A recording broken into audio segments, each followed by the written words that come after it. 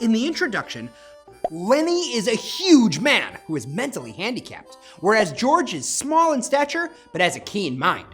George repeatedly tells Lenny about his dream of buying a farm and living off the land, and Lenny never tires of hearing it, especially the part about taking care of some rabbits. George tells Lenny that if he is ever in any trouble, return to the pool that is on the outskirts of the ranch and hide there.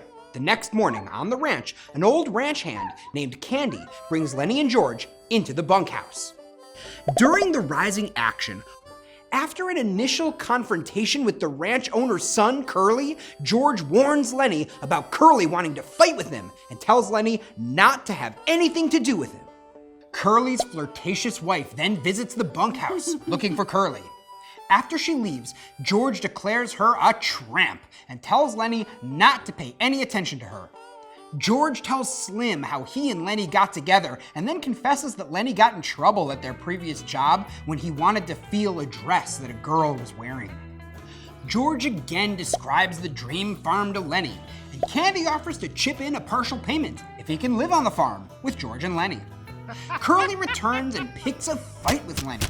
When George yells for Lenny to fight back, Lenny grabs Curly's fist and crushes it. To prevent George and Lenny from getting fired, Slim convinces Curly to say he got his hand caught in a machine.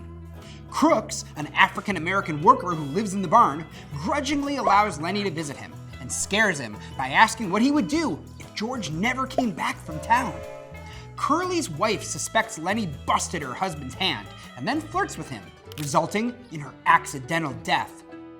In the climax, Lenny knows he's done something terrible and flees to the pool.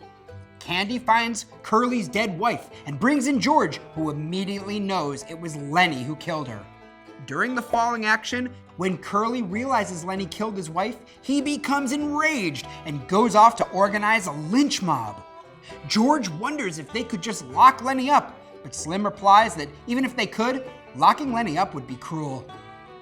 During the resolution, when George finds Lenny, Lenny is worried George will scold him, but he doesn't.